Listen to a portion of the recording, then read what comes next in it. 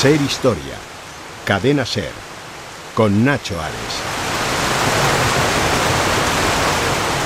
El sonido del agua es para muchos viajeros el sonido de la vida, el sonido de reencontrarse quizás con otros grupos humanos. Los primeros aventureros y aventureras también, que las hubo a lo largo del siglo XVII, XVIII, XIX, muchos de ellos buscaban las grandes fuentes de los grandes ríos del mundo.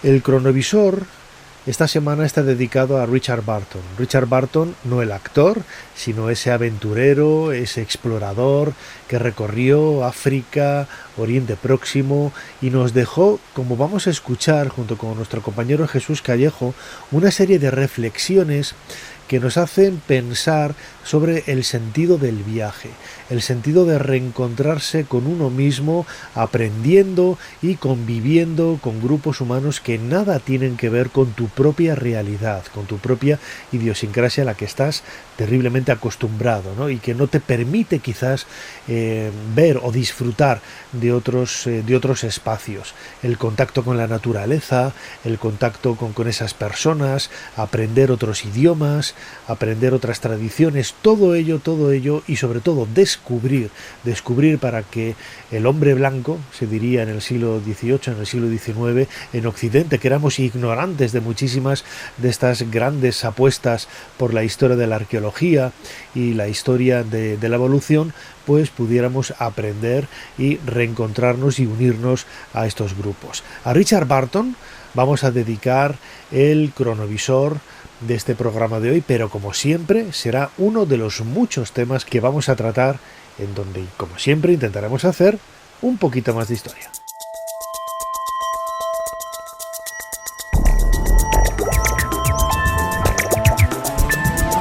Bienvenidos a Ser Historia. Richard Burton, el explorador, va a ser el protagonista del cronovisor junto con Jesús Callejo.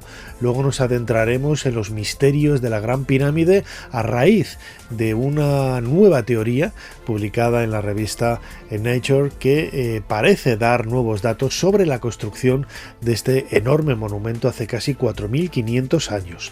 En nuestra sección de Historia de la Ciencia 2.0 viajaremos a la Alemania de la primera mitad del siglo XX para conocer a una figura realmente apoteósica, Max Planck, y acabaremos con una vanguardista, una surrealista, una mujer protagonista de la generación del 27, pero que, por desgracia, su trabajo tuvo que ser redescubierto décadas después de haber pasado esta generación del 27, que en breves meses estaremos celebrando pues ese centenario, ese aniversario. Me estoy refiriendo a Maruja Mayo, una pintora, porque en la generación del 27 no solamente había escritores o poetas, había autores de otras disciplinas y artistas de innumerables facetas del arte. Como siempre, soy Nacho Ares y les doy de nuevo la bienvenida a Ser Historia. Comenzamos. Sigue a Ser Historia en las redes sociales. Nos tienes en Twitter, Facebook, YouTube, Instagram y TikTok. @Ser Historia. Y también puedes suscribirte a nuestra newsletter mandándonos un correo a serhistoria@cadenaser.com. Jesús Callejo, crononauta, una vez más, bienvenido de nuevo a Ser Historia. Pues aquí estamos, con el Salakov y dispuestos a emprender una nueva aventura. En este caso yo creo que con ciertos riesgos para nuestra vida. Bueno, pero vamos a disfrutar de lo que más nos gusta, que son los viajes, explorar, que muchas veces, claro, yo no he descubierto ningún sitio nuevo, ¿no? Pero a nosotros que nos gusta tanto viajar, eso de cambiar de sitio, de estar en un lugar donde nunca has estado, con gente que nunca, con la que nunca has convivido, una cultura diferente. Fíjate, yo que tengo la suerte de viajar mucho, ¿sabes lo primero que hago cuando llego a una ciudad de un país diferente y tal? Es entrar en un supermercado. Entro en un supermercado para ver qué es lo que compran ellos, cómo lo tienen colocado, cómo lo venden, qué es lo que comen, qué es lo que utilizan. Me llama mucho la atención. Y es una forma de acercarse a la cultura, ¿no? En el súper tú ves, lo estás viendo todo. Qué curioso, nosotros lo tenemos así, ellos lo tienen asado. Fíjate, es una forma de ver la diversidad cultural, ¿no? Y nuestro protagonista, Richard Francis Burton, es quizás uno de los pioneros en todo ello, ¿no? Totalmente, totalmente. Richard Burton se dedicó un poco a todo y a todo pues con las consecuencias que tiene eso, ¿no? Con sus enfermedades, achaques, críticas. Es lo que tiene, ser pionero, ser un polímata y ser un políglota. Porque realmente cuando miras un poco la biografía de Richard Burton te quedas asombrado de lo poco conocido que es en comparación con lo que debería ser. Está claro que en Gran Bretaña le tienen bastante en consideración, pero fuera de ahí, como la gente conoce a Richard Burton por el actor, pero no por el explorador. Pero es que además de explorador, además de viajero, fue traductor, fue diplomático, fue militar, fue cartógrafo, fue zoólogo, fue espía, fue antropólogo, fue orientalista, fue escritor, fue poeta, fue historiador. Sigo. Tiene un montón de virtudes y de Todo oficios, esto, ¿no? Pocos personajes que hemos traído al cronovisor acumulan tal cantidad de, bueno, de títulos, ¿no? No son títulos oficiales como tal, pero evidentemente los demuestra con su biografía y sobre todo porque tenemos sus diarios. Y eso, que muchos de sus diarios y manuscritos fueron quemados por su mujer cuando él muere, porque pensaba que de esta forma limpiaba más su reputación, porque ya por entonces se comentaban muchas cosas de él, que ahora iremos desgranando. Y muchas cosas han desaparecido o han sido quemadas, pero si no, posiblemente tendríamos que añadir a esta lista que te he comentado muchísimos más títulos, porque fueron 69 años, pero también muy bien aprovechado y viajando por Egipto, por la India, por Arabia y por África. Y bueno, por supuesto por Europa, pero Europa es como que le pillaba demasiado cerca y a él le gustaba lo exótico. Y eso es lo que hizo que se complicara la vida. Pero al complicarse la vida también hizo descubrimientos y sobre todo aportó muchísimas cosas a la cultura, entre ellas pues traducciones de obras tan emblemáticas como Las Mil y una noches o por ejemplo también el Kama Sutra. Bueno, ahí queda, ¿eh? Desde luego que algunos lo recordarán solo por eso. Pero bueno. Sí, pues cada uno lo recordará por lo que le da la historia. Pero sí, él tradujo el Kama Sutra y según las malas lenguas hasta practicó bastantes de sus posturas. Bueno, muy bueno, muy bueno. Pues Jesús Callejo, crononauta, tenemos como siempre aquí la máquina del tiempo, nuestro teclado. ¿Cuál es la fecha que nos propones en esta ocasión? La fecha es el 11 de septiembre de 1853.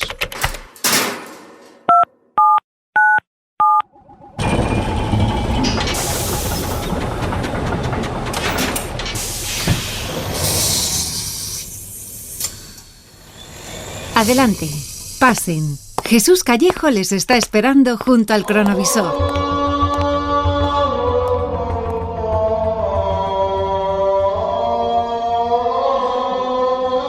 Bueno, Jesús, ¿dónde me has traído? Estamos vestidos de forma árabe, cubiertos para que nos reconozcan nuestros rasgos leoneses y nuestra piel blanca. ¿Dónde nos encontramos? Sobre todo, intentemos no hablar demasiado. Nos van a pillar enseguida, porque estamos en la Meca, pero estamos en la Meca en el momento que está prohibido que cualquier no musulmán acceda a este lugar tan sagrado, ¿no? Para los musulmanes. Pero bueno, como Richard Burton, pues ya sabes que es un Juan sin miedo y no le importan los riesgos, pues allí que va.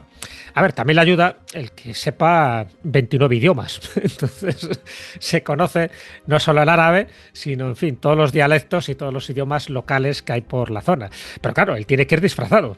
Él quiere probarse a sí mismo si es capaz de llegar a la Meca, hacer todos los rituales que haría cualquier musulmán y salir vivo. Evidentemente salió vivo, porque lo vamos a contar, y porque él vivió algunos años más. Pero esto sí que demuestra la sagacidad y la temeridad de Richard Burton. Evidentemente él se tiene que disfrazar, en este caso se disfraza de médico afgano derviche, más que nada para que cuando hablara su acento que fuera extranjero y que dijera, tú no eres de aquí, pero hablaba perfectamente el árabe. Su nombre es Mithra Abdullah y con ese disfraz de médico afgano, que por cierto también conoce pues muchas de las cosas del curanderismo del momento, cuando alguien iba allí con un dolor de cabeza o que le dolía el brazo, pues tenía sus emplastos, sus remedios, sus oraciones para curarle, o sea que daba el pego totalmente. Pero es muy interesante porque claro, él prepara sistemáticamente este viaje para esta peregrinación, el Hajj, ¿no? Que es la peregrinación más importante para cualquier musulmán.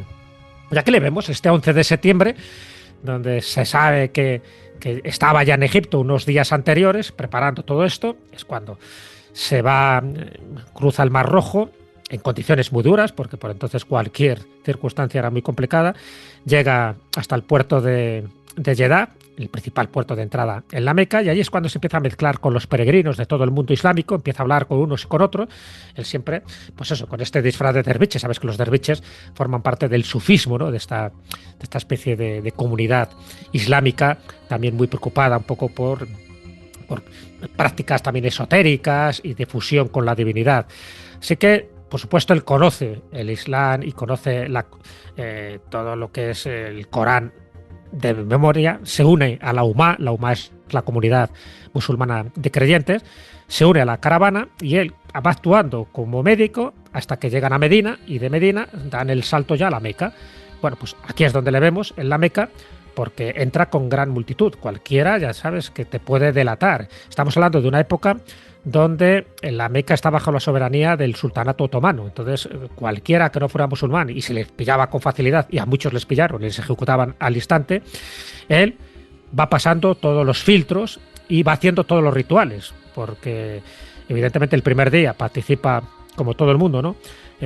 Haciendo la circunvalación a la Kaaba, dentro de la gran mezquita, da 7 vueltas, al final acaba besando y tocando la piedra negra. Al segundo día va al monte Arafat, donde reza y pide perdón a Alá por todos sus pecados, como hace todo el mundo, y al tercer día hace el ritual de la lapidación de Mina, que son 3 pilares donde se tiran piedras, porque está representando a Iblis. El Iblis es el demonio, es Satán, ¿no? Y es un poco la tentación. Así que ahí todos los rituales y sale bien parado de todo eso. Entonces esto es muy curioso porque él luego lo cuenta, ¿no? Él escribe una obra que se publica 2 años después que se titula Mi peregrinación a la Meca y Medina. Claro, eso le abrió luego las puertas a otras exploraciones, por ejemplo, como África. Pero claro, el que alguien tuviera esa temeridad, que por cierto no fue el primer occidental que hace esto, que entró en la Meca, ¿eh? Se sabe que, por ejemplo, Ludovico di Bartema, un italiano, en 1503 ya lo hizo. Nuestro español, Domingo Badía, en fin, con el alias de Ali Bey, en 1807 también lo hizo.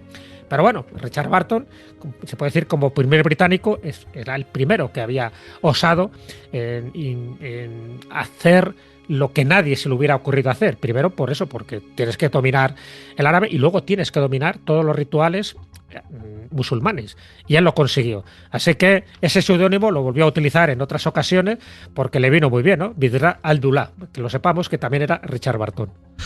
Richard Barton, todo un pionero, un aventurero, pues una figura, a mí me recuerda un poco a Ludwig Burckhardt, este suizo que descubrió, ya estaba descubierta, ¿no? Pero fue el primer occidental en entrar en la ciudad de Petra, también vistiéndose, más que disfrazándose, vistiéndose, aprendiendo árabe a la perfección para ganarse la confianza de los árabes que había en este emplazamiento de Jordania. Y Richard Francis Barton hizo un poco lo mismo para llegar a la Meca en ese año 1853. Si te parece, vamos a escuchar precisamente del libro que has mencionado, Narración personal de una peregrinación a la Medina y a la Meca, un fragmento en donde nos cuenta cómo tiene que ser la preparación de ese viaje. Pero no solamente tomando como referencia la Meca, sino cualquier viaje, ¿no? Porque todo viaje es una suerte de camino de iniciación para aprender, para compartir, para convivir con otras personas, con otras culturas.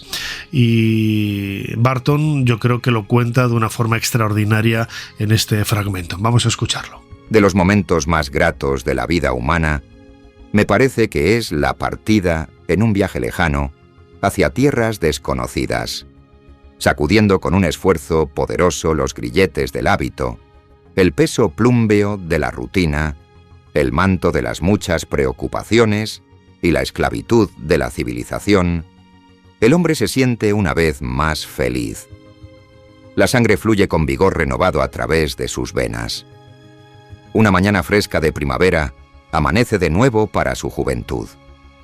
Un sentimiento de libertad que todo lo impregna, llena su mente. Un regocijo, si se me permite tal palabra, de ánimo se apodera de él, y el aire de la mañana parece una ráfaga de aire espiritual.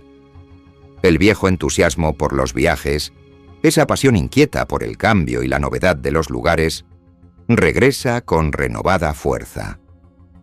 ¿Quién no ha sentido esto al salir de las ruidosas y polvorientas calles de una ciudad hacia el campo abierto?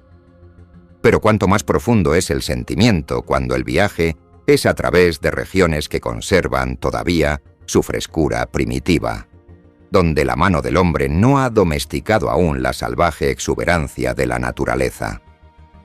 En tales momentos, el explorador siente que está cumpliendo su destino. No es la mera búsqueda de conocimiento geográfico ni el deseo de fama lo que lo impulsa, sino una necesidad interna de expansión, un impulso de confrontar lo desconocido. Mi preparación para este viaje no fue solo física, sino mental y lingüística. Para entrar en la ciudad santa, uno no debe simplemente vestir el traje del musulmán. Debe pensar como él, sentir como él, y hablar su lengua no como un extranjero, sino con la fluidez de quien ha nacido en la fe. El disfraz de derviche no es una máscara, es una transmutación del ser. Solo así se puede penetrar el velo que separa el occidente del oriente y observar la vida humana en su estado más ferviente y sincero, despojada de las pretensiones que la etiqueta europea impone sobre el alma.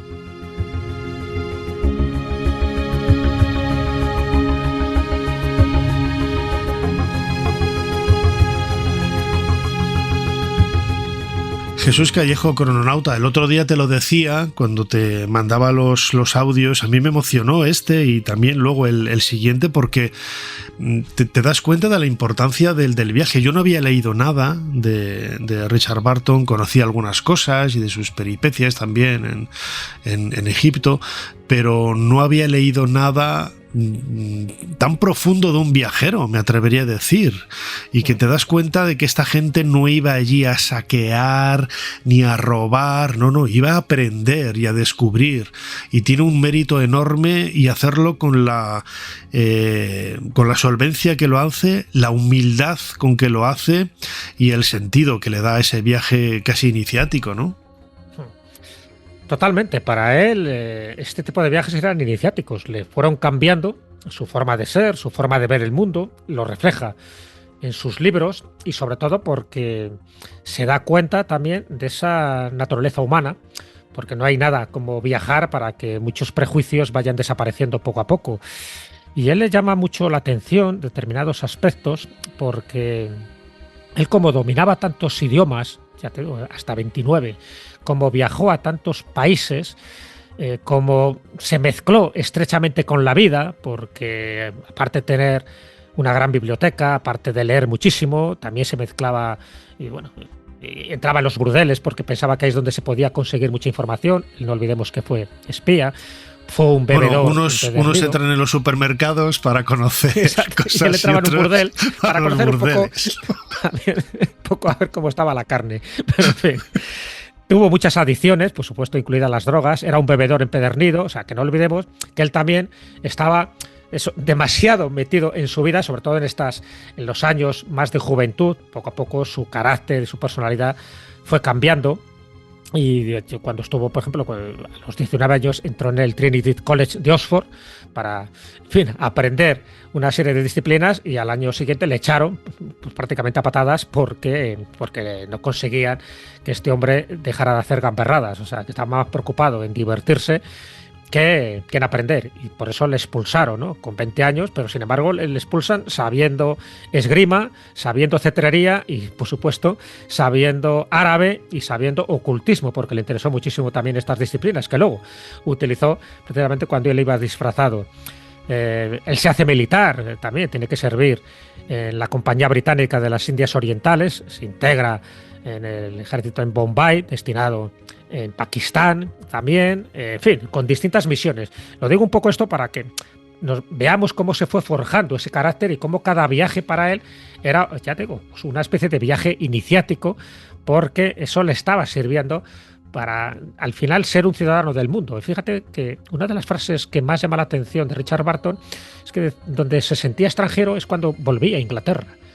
Es donde él no encontraba su sitio. Sin embargo, cuando él estaba en África, cuando estaba en Asia Menor, cuando estaba en Egipto, se encontraba como a sus anchas. Es como que entendía, por supuesto, no solo sus idiomas, sino que también entendía su forma de ser. Entonces es muy, muy llamativo que en Inglaterra o en Gran Bretaña es donde no se sentía a gusto. Esto, por supuesto, los ingleses se lo tomaron en cuenta y luego le complicaron la vida, ¿no? Y luego te comentaré alguna anécdota en este sentido. Entonces yo creo que esto sí que nos da un poco la idea de su carácter. Acuérdate que este hombre medía 2 metros de altura, es decir, imponía. Si además tenía ese carácter fuerte de alguien que estaba bregado, ¿no?, en las distintas aventuras y desventuras que le tocó vivir, sobre todo como militar y sobre todo también como espía, porque él se daba cuenta que en los burdeles es donde se encontraba muchísima información y, por supuesto, pues era una de las misiones que él tenía encomendado, sobre todo cuando estuvo en la zona de la India y de Pakistán. Eso también le granjeó muchísimas enemistades, porque le llamaron traidor, claro, porque tuvo que delatar a muchos de sus compañeros que estaban haciendo trapicheos y pasando información al enemigo. Entonces, claro, delatar a sus propios compañeros, te puedes imaginar que dentro del código de honor de los militares no gustó mucho, pero por otra parte hizo un gran favor para limpiar a toda esta gentuza que estaba dentro del ejército británico. En fin, estas son características de la biografía de Richard Burton muy interesantes para entender y sobre todo para darnos cuenta de que él, ya te digo, nunca se sintió muy a gusto en el país de origen, sencillamente porque nunca llegaron a entender cómo alguien que supuestamente debería ser un caballero inglés al final se mezclaba pues con gente de baja estofa. De hecho, cuando él se casa, los padres de la novia no le aceptan porque consideran que es un tío pobre, que no es rico, que no es de alta clase y que encima pues bebe y que suelta tacos de vez en cuando. Ahora sí se casó, ¿no? Dijo, a tomar por saco sus suegros. Pero eso yo creo que también es un poco nos da idea de que cuando se casa con Isabel, como era el nombre de su mujer, pues se echó un poco el mundo por montera y dijo, allá cada cual, y que cada cual sea responsable de esas, bueno, pues eso, de ese puritanismo que existía en la Inglaterra de aquel momento. Claro, fíjate, estamos en la época victoriana y debía de llamar mucho la atención. El concepto de viaje estaba relativamente generalizado, pero claro, viajabas para desarrollar rutas comerciales, para investigar alguna cultura, pero este tenía esas excentricidades de hacer estudios de la longitud del pene, ¿no? Por ejemplo, de la gente de allá por donde iba. Y dices, bueno, pues eso en la Inglaterra victoriana debía de chocar bastante, ¿no? Chocaba bastante, y de hecho cuando él traduce Las Mil y una Noches, no solo las traduce, no solo además traduce los pasajes más escabrosos, porque hay varias traducciones de Las Mil y una Noches, pero las escenas de sexo explícito o las escenas, pues yo qué sé, pues eso, que son un poco como más soeces, no se traducían. Él sí. Y además ponía multitud de notas a pie de página, pero miles de notas. De hecho, una de las notas te habla de uno de los afrodisíacos más potentes y que parece ser que él utilizó. Dice que en la piel de una lagartija reducida a polvo y bebida con vino blanco dulce, dice que es un milagroso afrodisíaco. Entonces, te va contando este tipo de cosas porque él es lo que él conocía, lo que había oído y lo que él practicaba. Bueno, pues evidentemente esto llamaba mucho la atención, ya te digo, el hecho cuando se casa con Isabel Arundel, pues eso, los padres de Isabel no quieren saber nada de él. No es católico tampoco, con lo cual, claro, estaba dentro de una anomalía no muy bien entendida. Pero claro, al final él hace carrera diplomática y eso es muy importante. Pero antes de hacer carrera diplomática, como no, descubre el lago Tanganica. Nada. De hecho, podría ser más pintoresco que la primera vista del lago Tanganica, tal como se nos presentó desde la cima de la colina. Debajo de nuestros pies se extendía una vasta extensión de agua azul que brillaba bajo el sol del mediodía con una claridad que rivalizaba con la del Mediterráneo. Alrededor de ella, las montañas se elevaban en gradaciones de púrpura y gris, sus cimas envueltas en nubes que parecían los guardianes de este secreto guardado durante siglos por el continente africano. Estábamos agotados, consumidos por las fiebres y la parálisis parcial que nos había impedido caminar durante días. Mi compañero, Spick, estaba casi ciego, y yo apenas podía mantenerme en pie debido a la debilidad de mis miembros. Sin embargo, en ese momento de triunfo visual, todo el sufrimiento físico se desvaneció. No era simplemente el éxito de una expedición geográfica lo que celebrábamos. Era la validación de la voluntad humana sobre la inercia de la materia.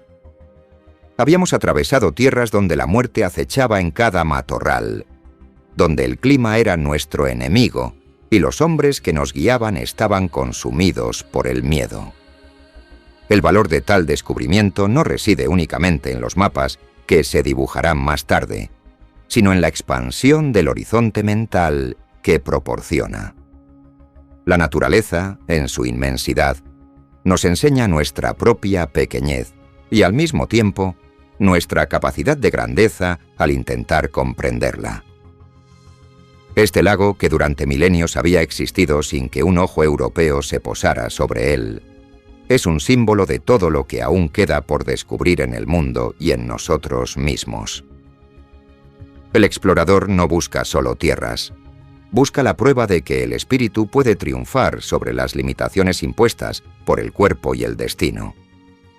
Al contemplar esas aguas tranquilas, comprendí que la verdadera frontera no es geográfica, sino la que separa al hombre que se atreve de aquel que permanece encadenado a la seguridad de lo conocido.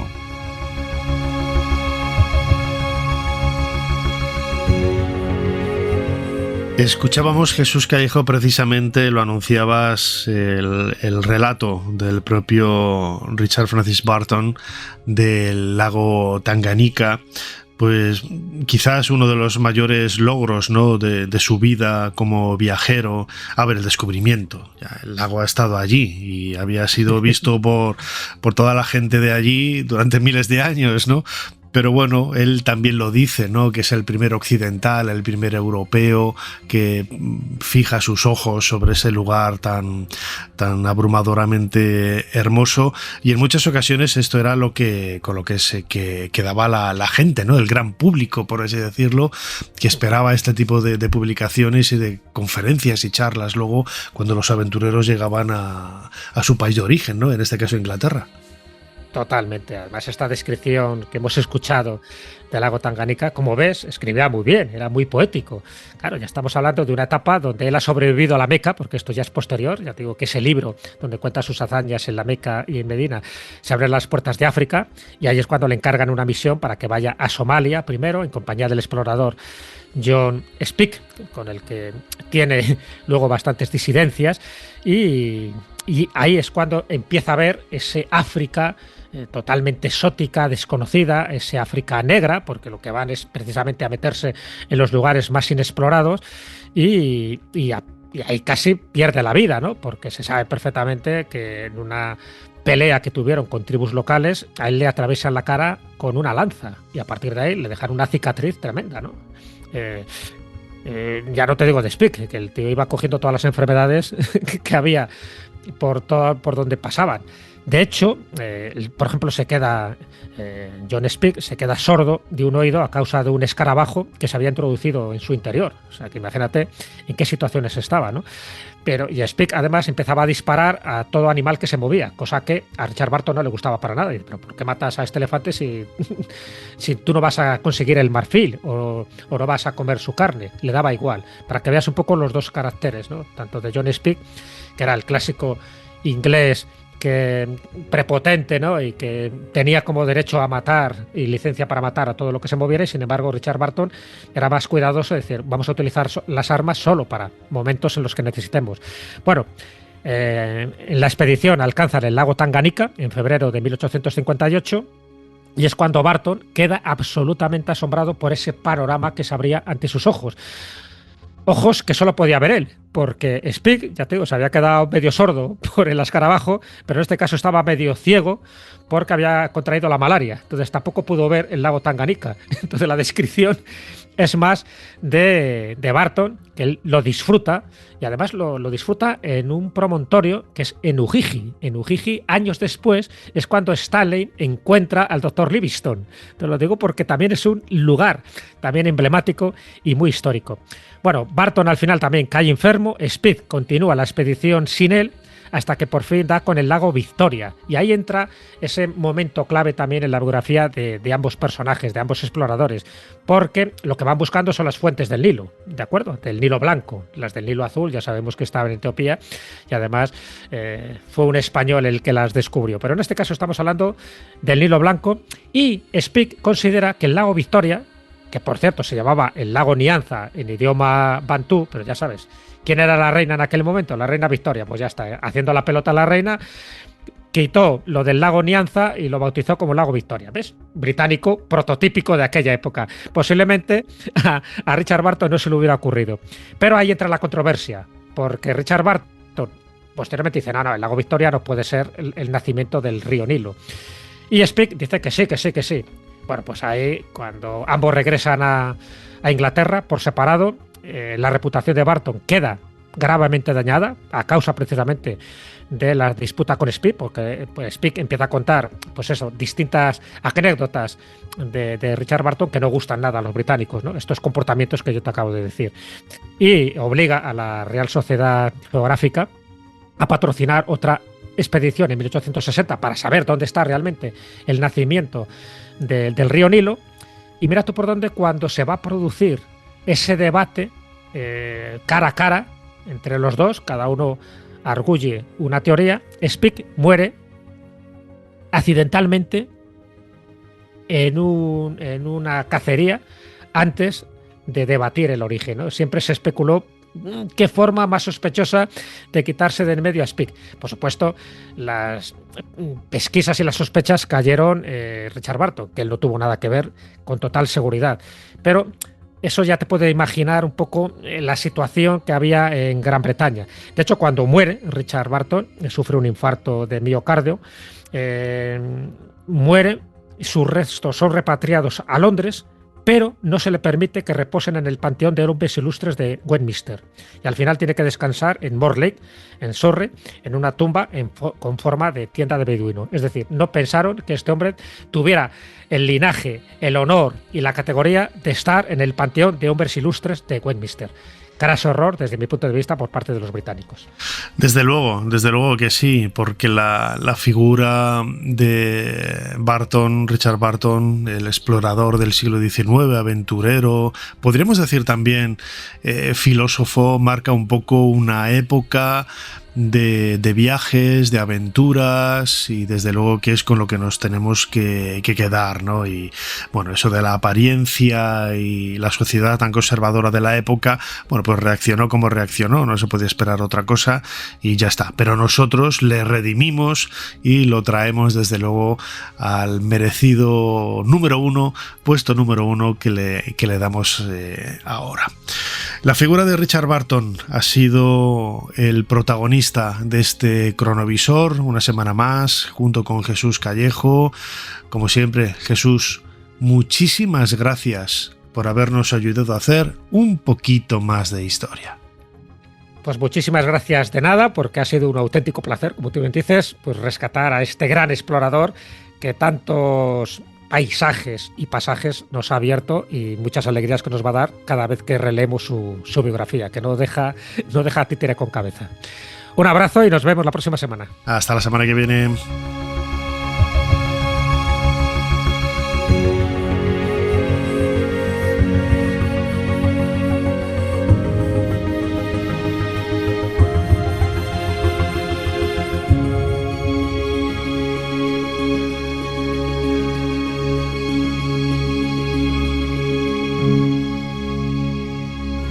Año de 1492. Granada acaba de rendirse. En Santa Fe, en la Vega Granadina, los reyes católicos reciben a un navegante de origen misterioso con una idea audaz. llegar a las Indias navegando hacia el poniente. Ser Historia con Nacho Ares. Todo lo que quisiste saber de la historia, la madrugada del sábado al domingo, en la cadena SER. ¿Ves tu rampa? Está aquí, es genial. Es la idea. Estamos en el interior. Te propongo que la dividamos por secciones así. Me parece lógico. En caracol, pero con ángulos rectos. ¿Ves? Sube así. Solo tienes que trabajar en ello. Bueno, creo que dentro de 10 años te llevaré a la rampa interior porque voy a tener que trabajar mucho. En aquella época los egipcios no podían idear túneles circulares, pero sí que sabían hacer galerías en ángulo recto. Con mucha paciencia, Jean-Pierre desarrolló la idea de la rampa interna. La galería permitiría transportar los bloques de caliza hasta la cima a 146 metros. Según él, la pendiente de la rampa nunca excedería el 7%, ya que por encima sería demasiado empinada para tirar de las piedras. En las esquinas, unos espacios abiertos en los que habría tornos de madera permitirían hacer girar los bloques sobre su eje y servirían para ventilar los túneles. Una teoría revolucionaria. Pero había que demostrar la existencia de la rampa, encontrar indicios que apoyaran la hipótesis.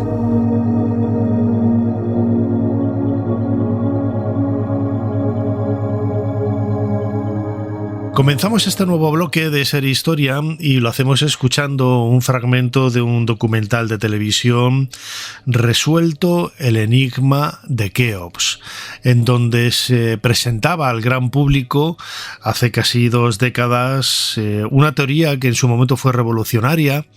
Era la teoría de la rampa interna de Jean-Pierre Houdin, un arquitecto francés que proponía pues un nuevo ingenio, un nuevo desarrollo, un nuevo diseño para poder construir la Gran Pirámide, ¿no? Que es ese paradigma de las construcciones del mundo antiguo, casi 147 metros de altura, 230 metros de lado, se calcula que 2,5 millones de bloques de piedra y en definitiva un montón de enigmas que a lo largo de casi 4.500 años han bombardeado la imaginación del ser humano y que ha hecho que nos hayamos propuesto infinidad de teorías, algunas muy rocambolescas, algunas muy alocadas, pero muchas de ellas también bastante ingeniosas y bastante pues acordes, ¿no?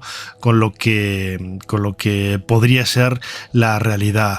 En los próximos minutos no es la primera vez que hablamos de la construcción de las pirámides aquí en todas estas temporadas de Ser Historia. Queríamos hablar con Vicente Rossell Roig, que es ingeniero informático y que ha publicado en la revista NPJ Heritage Science un artículo con este título: Un marco computacional para evaluar un modelo constructivo de la Gran Pirámide con rampas múltiples y aristas integradas. Vicente Rossell, bienvenido a Ser Historia. ¿Qué tal? Encantado. Vicente, tú eres ingeniero informático. ¿Cómo llegas al mundo de Egipto? ¿Tu interés por esta parte más técnica al mundo egipcio? Bueno, realmente a mí siempre me ha encantado la historia, me encanta ver documentales, en especial documentales relacionados con todo lo que es la parte más antigua de nuestra historia, no solo Egipto, sino también la parte de la antropología, la evolución de la humanidad, la evolución incluso de la vida, la paleontología. Digamos que toda esa parte de la historia que tiene enigmas y que están por resolver y que también nos llega a este punto, ¿no?, en el que estamos hoy en día, pues te haces preguntas y te gusta saber, porque cada día, pues, aunque parezca muy lejano, pues vas conociendo un poco más qué somos y también un poco también hacia dónde vamos. Desde luego, yo lo decía ahora en la introducción, hablar de los grandes misterios del pasado está, bueno, pues de lleno en la primera página de ese índice, cómo se construyó la Gran Pirámide. Vicente, se han propuesto infinidad de teorías, escuchábamos ahora ese fragmento de Jean-Pierre Houdin, muchas de ellas quizás, como la tuya propia, ahora desarrollaremos un poco el contenido publicado en esta revista en Heritage Science, bueno, pues quizás tienen sus peros, tienen sus cosas a favor, tienen sus cosas en contra, todas suman, ¿no?, para intentar buscar una solución a un enigma que imagino tú, como ingeniero informático, también te llamaría la atención, ¿no? ¿Cómo llegas a la Gran Pirámide? ¿Cómo se te ocurre la teoría de esas múltiples rampas que vamos a proponer ahora? Claro, evidentemente el trabajo de cualquiera vez que estemos ahora viendo la información que hay publicada es gracias al trabajo de todos los que han habido antes, porque evidentemente el trabajo se va sobreponiendo los de unos con otros y eso sirve para que incluso unas personas puedan validar el trabajo que han hecho los anteriores o incluso proponer nuevas teorías. En mi caso en concreto, y justo como has comentado y has puesto el vídeo, has puesto la sintonía de la Gran Pirámide revelada. En mi caso yo vi ese documental hará unos 6 años, justo la primera semana de la pandemia, y viendo el documental, pues la verdad que me encantó. Está muy bien hecho, tiene toda la parte de descripción, el arquitecto que desarrolla la teoría, la parte luego que también genera gráficos que nos lo creemos todo, nada más verlo, estamos directamente ya en la pirámide, lo estamos viendo cómo lo están haciendo, que creo que es bastante anterior, yo lo vi en el 2020 y sería muchos años antes, con lo cual ese tiene todavía más mérito. Y bueno, una de las primeras imágenes que saca el documental es cuando él contrasta su teoría con la de su padre, bueno, las pone las dos en papel, y a mí esa imagen, aunque a lo mejor él sí que dice en el documental que es una rampa interna, a mí me pareció inmediatamente la imagen de una rampa alrededor, porque no lo hizo con puntos suspensivos, o sea, como que estuviera integrada, y entonces eso ya me pareció a partir de ese momento que en el documental ya esperaba que en algún momento, siendo arquitecto, dijera, pues bueno, también he probado la posibilidad de una rampa en el borde y arquitectónicamente es imposible o no tiene sentido, y por eso yo he decidido hacer un túnel interno y sacar fuera los bloques en las esquinas para que se pudieran girar. Y bueno, cuando acabó el documental empecé a pensar, bueno, pues si un arquitecto pues no lo ha pensado, posiblemente porque sea imposible, ¿vale? Entonces, o porque alguien más lo habrá dicho, o alguien más lo habrá estudiado. Entonces, bueno, me puse a mirar por internet a ver si había alguna teoría parecida a subir por el borde, o sea, no directamente en un túnel alrededor de la pirámide de forma helicoidal y en una espiral por fuera, que esa es otra de las teorías que más se ha difundido, que él mismo en el documental también comenta. Pues bueno, no encontré ningún desarrollo parecido y entonces empecé a dibujar en papel, pues bueno, las líneas que podía ser para calcular lo que serían los ángulos para desarrollar ese tipo de espiral para subir la rampa. Y cuando encontré un poco la fórmula, que me gusta bastante lo que es la física y la matemática, porque me gusta sobre todo la parte de informática gráfica, es la que yo estudié en la universidad, y aunque yo no trabajo directamente en este sector de la informática gráfica, ni tampoco en la egiptología, ni en la historia, pues evidentemente como afición pues me interesó bastante, y no solo la repliqué en un papel, sino cuando lo tuve, pues lo pasé al ordenador para replicarlo y verlo. Digamos que esa era la parte que me permitió construir, digamos, la pirámide desde lo que sería un dibujo a lo que sería finalmente la rampa, para ver que realmente tenía sentido.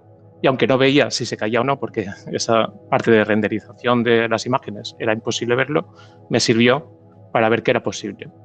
Y a partir de ahí me llegó otra idea, y es que en programación a veces cuando haces algo lo haces de manera que lo puedes reproducir varias veces. Entonces pensé, pues si lo hago por una cara, ¿por qué no vuelvo a llamar a una función en informática que en vez de ser esa cara la llamo 4 veces y es por cada una de las caras? Y así lo hice, y entonces me apareció las 4 rampas, que luego si acaso desarrollaremos un poco más, pero sobre todo lo que me di cuenta es que igual que a mí me había costado poco el replicar la misma forma en la pirámide en 3D, como la rampa en el borde no debería de tener mucho coste en cuanto a material, a ellos también se les debería de haber ocurrido. No porque sean informáticos, no porque sean relacionados con la algorítmica, sino porque directamente es intuitivo. Si lo utilizas, si realmente ellos, que eso no lo sabemos si no lo demostramos, si ellos realmente utilizaron la rampa en el borde, no la utilizarían solo en una cara, la habrían aprovechado en las diferentes caras que tiene y quizá en más sitios que luego, si acaso, profundizaremos en ello si quieres. Claro, la propuesta que tú has publicado en esta revista del grupo Nature, en Heritage Science, es Jean-Pierre Gaudin habla de una rampa interna, es decir, dentro del monumento.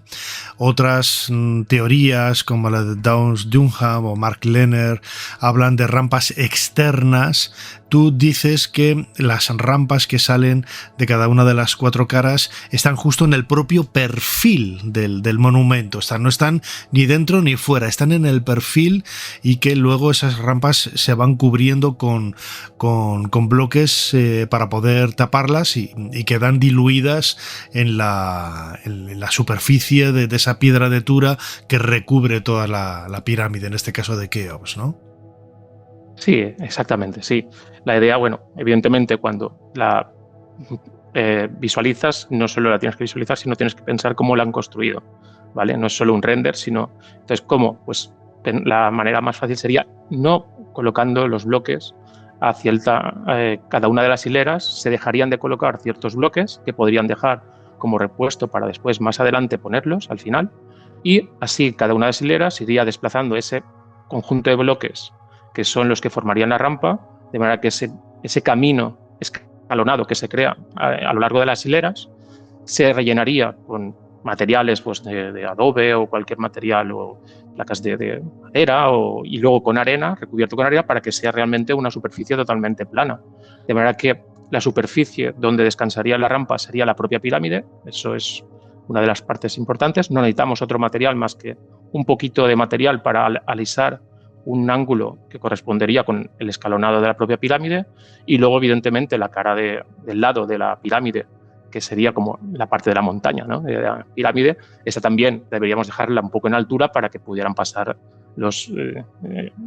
con las rocas y las piedras a partir de los obreros, y así seguir ese camino hacia arriba, y que cuando esa rampa llegara hasta su fin, que podía ser hasta arriba, o como luego hablaremos, si llega a una altura menor, lo que se tendría que hacer es colocar al revés, desde arriba hasta abajo. Volveríamos a subir esas piedras que no hemos colocado al principio, colocándolas desde arriba, porque claro, tenemos que subirlas hasta allá arriba, volviendo a recolocar lo que hemos dejado de colocar al inicio. Eso es la ventaja que tiene, es que aprovechamos esa misma rampa y al final no queda nada a la vista de esa rampa interna, digamos, del perímetro en el borde.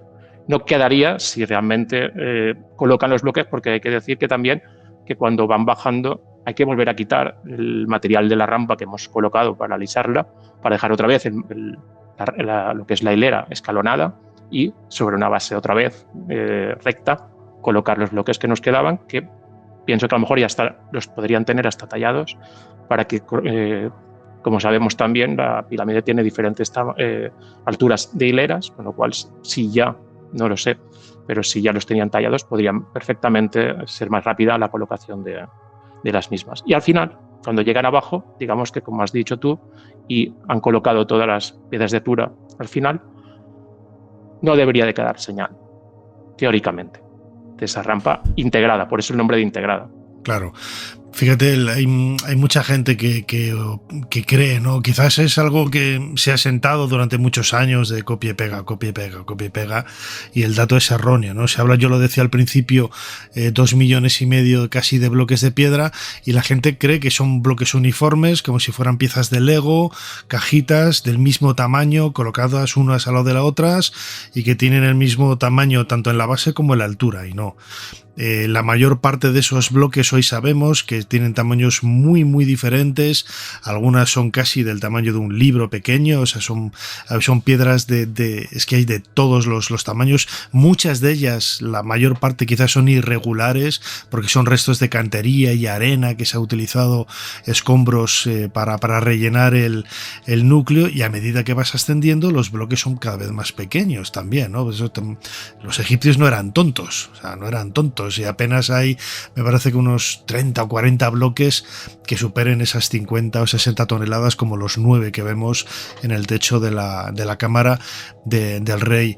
Uno de los detalles además que luego comentaremos también el eco que ha tenido entre otros especialistas sobre ello, sobre tu teoría, Vicente, es la propuesta que tú haces, que yo creo que muy acertada, para separar el lugar por donde subían precisamente los bloques estándar de caliza, de los bloques de granito de la Cámara del Rey, por ejemplo, que son los más pesados, ¿no? Que algunos de ellos, como digo, tienen 50 o 60 toneladas, ¿no?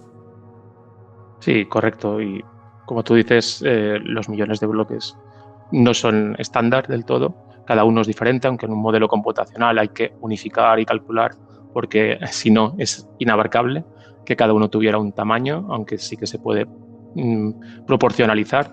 Entonces, en este entorno de trabajo del marco computacional sí que se estandariza, digamos, el bloque como tal de caliza.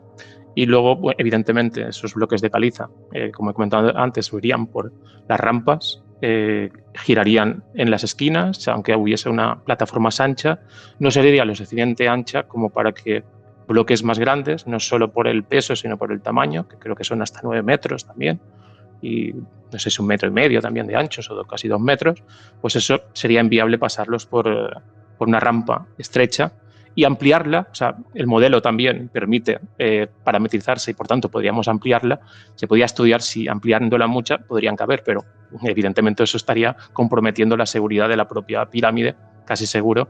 Y entonces por eso yo abordé por una solución que se me ocurrió, que podía ser que desde los estados iniciales de la planificación, o sea, mientras se estaba planificando, ya se estuvieran cortando los bloques de granito y llevando en barcazas al puerto, para que en esas primeras hileras o cuando empezaran a construir la pirámide, que también hay que tener en cuenta que hay un lecho de roca casi seguro en la base que puede que elimine una parte importante del volumen total de la pirámide, no son todos los bloques ni iguales, ni la cantidad puede ser al final tan grande, llegaran con los bloques a la base de la pirámide y subieran esa, si no en la primera fase, en la primera hilera o en la segunda, tercera, esos primeros meses de desarrollo con rampas cortas a una terraza ancha, donde tendríamos espacio suficiente para que en el momento que tuviéramos una nueva terraza construida, con una rampa corta, estrecha, que pudiera ser reutilizada, de verdad que la montas directamente con, ahí sí que el ángulo puede ser bastante pequeño, 3-4 grados, para que no sea muy grande el número de personas a tener que tirar de ella. Podrían estar elevando los bloques en horizontal de una terraza a la siguiente.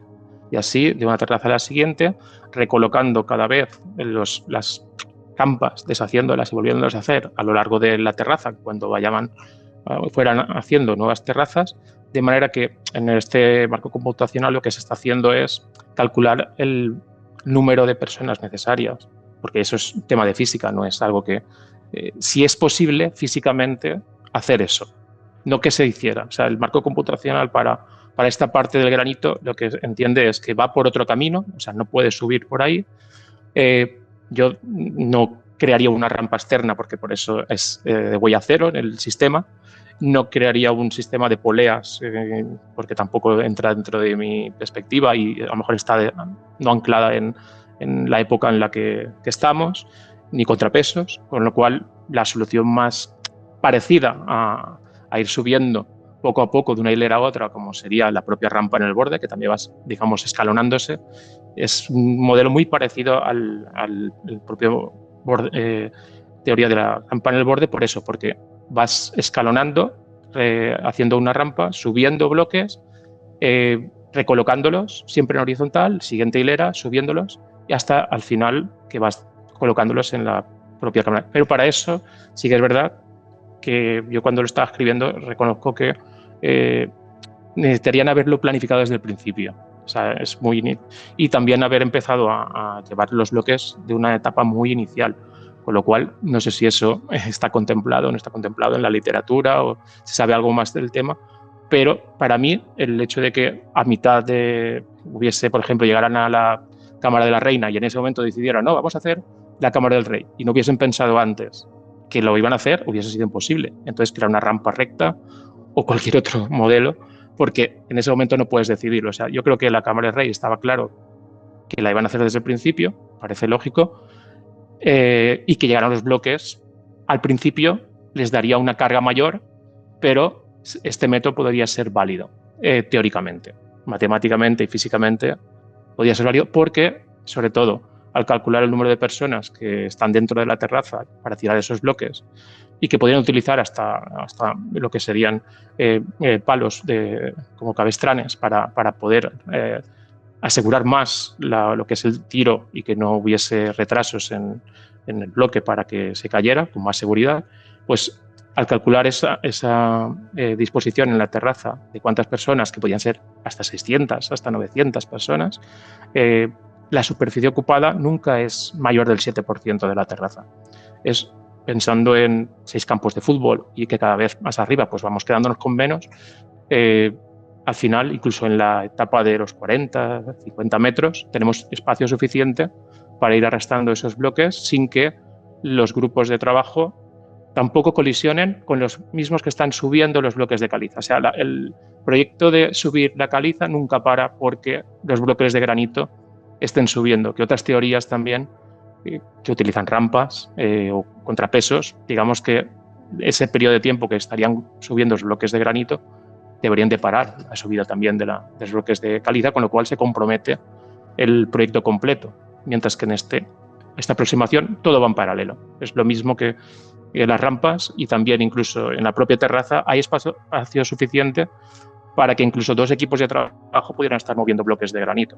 No hace falta, porque los tiempos que yo he calculado de que podría tardarse en elevar estos bloques de granito en total, no, porque serían etapas, evidentemente. Hoy moverían unos cuantos bloques de granito, mañana otros. O sea, depende de cómo se va construyendo. Sí, porque en tu teoría propones una cosa que llama mucho la atención, ¿no? El hecho de que siempre se habló en su momento, ¿no? De 23 años para el reinado de Keops. Hoy sabemos por los papiros de Wadi al-Jarf que como poco 27. Nos vamos acercando a esos 63 que dice Manetón en su lista real. Tu teoría implica una aceleración que yo creo que nunca había propuesto antes otra teoría, y es hacerla incluso en menos de 20 años. Sí, y yo te digo por qué. Aparte que sea posible, que eso no lo sabemos, y solo es demostrable a través de computación, pero no es un caso real. En la vida real ellos sabrían exactamente lo que tardaron, pero hay que pensar que el faraón no se sabría cuándo iba a morir. O sea, su vida tendría una etapa, pero no sabríamos si era 20. O sea, cuando empezaron la pirámide, ellos no sabrían cuándo iba a morir el faraón. Entonces deberían de construirlo lo más rápido posible. Entonces, esa aceleración que es para llegar lo más pronto posible no significa que tuvieran que exacerbarse en su trabajo. De hecho, en el estudio yo calculo la energía que se utiliza para crear la pirámide, bloques de granito y todo, y está dentro de los estándares que han dicho otras personas, de trabajar 2.000 personas perfectamente en la pirámide sin que hayan que ahogar ni que tengan que ser esclavos para trabajarlo. Pero ese horizonte de 27 años es con el que yo me he basado un poco para limitar el tiempo respecto a lo que es lo que sería viable pensando en una vida estándar. Ellos cuando la empezaron no sabían cuándo iba a morir el faraón, y yo creo que el faraón tampoco sabía si iba a durar 60 años más o 30 años más o 5 años más. Entonces querían llegar para que el faraón resucitara y estuvieran pues esa vida larga y buena que se suponía que tenían cuando el faraón resucitara a partir de la pirámide. Por tanto, ese es un poco el límite que he puesto yo en el artículo como base para los cálculos que sirven para, digamos, decir que podía haberse construido entre 13, 14 años o 20 años en el sitio, o sea, digamos en la pirámide, desde abajo de la pirámide hasta arriba. Eso significa que si añadimos además los tiempos que tardarían en cortar los bloques de caliza, lo que tardarían en llevar las barcazas, la piedra de Tura, si añadimos todo eso más los parones estacionales que tendrían por lo del Nilo, las fiestas que tuvieran, que eso también está contemplado, se podía llegar perfectamente a tener más años. Lógicamente eso es que si ellos tienen la capacidad de que la piedra está en la base de la pirámide y no tienen inanición, o sea, no hay un momento en el que no hay piedra que subir, se podía haber construido en ese tiempo. No es que se construyó en 20 años, no se construyó en 13 a 14 años, sino que sí, y eso habría que hacerlo un estudio aparte, sí las canteras podían proporcionar la materia prima de las piedras en la base en ese tiempo, los trabajadores podían hacerlo y finalizarla en tiempo también. Claro, además hay que tener en cuenta que la cantera principal está a apenas 400 metros. No es decir, las tienen que traer desde Sebastopol. Están muy cerquita y eso ayuda bastante.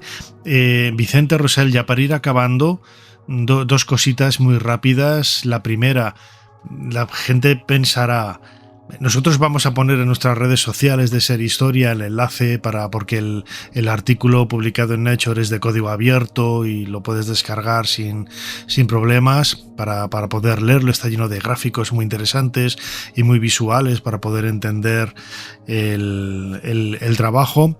La gente dirá... Bueno, ¿y esto cómo se hizo, no?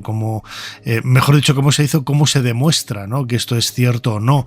Y hay dos puntos, ¿no? Quizás que también toma Robert Houdin, sobre todo esa cavidad que hay en la esquina noreste, en la parte superior, en la arista, y luego también hablas de ese espacio que se encontró en la cara norte, justo en la entrada original por Scan Pyramids en 2023, que encajan perfectamente, ¿no?, en tu propuesta, ¿no? Sí, vamos, evidentemente... digamos que esa apertura en las esquinas para que los bloques giren, lo que permitiría es que luego cuando se rellenara otra vez, es posible, y es lo que yo indico, que es posible que ahí hubiese alguna marca, algún relleno diferente, algún problema que luego, pues a lo mejor en algún terremoto, esas piedras tuvieran menos consistencia. Y bueno, pues la muesca que aparece en la cara noreste es evidente, hasta ahí está en ese vídeo, que está muy bien. Y luego también por esos escáneres de homografía que descubrieron el Big Void y también el North Face Corridor, también encontraron una cavidad, y aparte de la cavidad que ya había en la cara noreste, hay dos cavidades, y se estudió otra muesca que aparecía un poco más en la parte de abajo. Y bueno, yo lo que hice es buscar esos datos de posicionamiento y los coloqué en el modelo 3D. Y justo en modelo 3D la ventaja que tiene es que tú puedes ir poniendo diferentes grados de rampa y te los va dibujando, ¿vale? Y te va calculando. De manera que probé diferentes ángulos de rampa y justo uno en concreto, de las 4 rampas en el borde, 2 coincidían exactamente con los 3 puntos. O sea, esa característica es bastante improbable que sea simplemente porque ocurre así más, pero bueno, matemáticamente, geométricamente coincide con estas 2 rampas al menos de las 4 en esa lista, en la lista noreste, que es la que tenemos ahora conocimiento.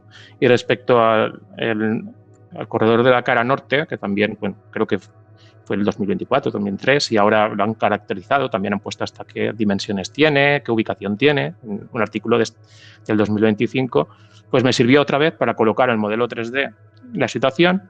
Y bueno, yo simplemente comento en el artículo que veo 2 aproximaciones, y es que con ese mismo ángulo de 7,5 que he dicho antes que pasaban los 3 puntos, coincide con prácticamente la entrada faraónica, o sea, la entrada principal, la rampa pasaría prácticamente a 1 metro, 1,5 metros, con lo cual también los Chevrolets estarían ahí muy cerca, estarían a una altura bastante cercana, pero no solo eso, sino que otra rampa que viniera como segunda vuelta justo por encima del corredor de la cara norte, pasaría 17 metros justo encima por el medio, geométricamente, ¿vale? Eso no significa nada, significa simplemente que podía ser una cámara de descarga respecto al corredor descendente sabiendo que esa rampa, y eso también tenía que saberlo muy bien, porque eso tienes que calcularlo, no es tan fácil saber que justo por ahí va a pasar una rampa, por eso yo soy muy precavido en decir que es para eso.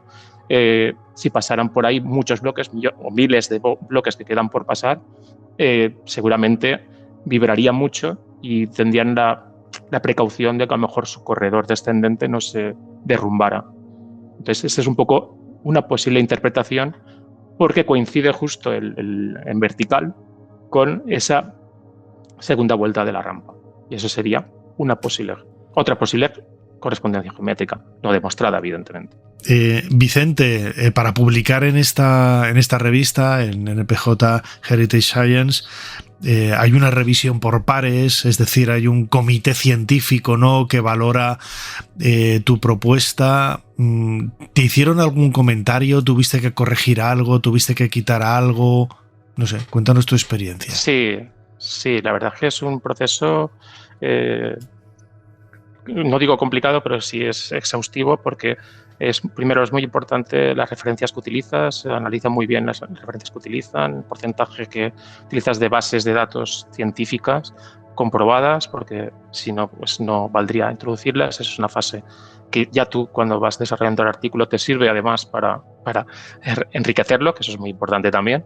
Y luego, cuando empezamos la fase de revisión, yo tuve una fase en la que sí que tuve una revisión de revisión menor, en la que tuve que corregir. De hecho, se puede comprobar entre el paper que publiqué como preprint y el definitivo, y sobre todo, bueno, se hicieron bastante hincapié en la fase del granito. Entre otras cosas, creo que es de las partes que más he tenido que mejorar en cuanto a las cosas que me dijeron para mejorar el artículo y darle credibilidad, ¿no?, a esa parte.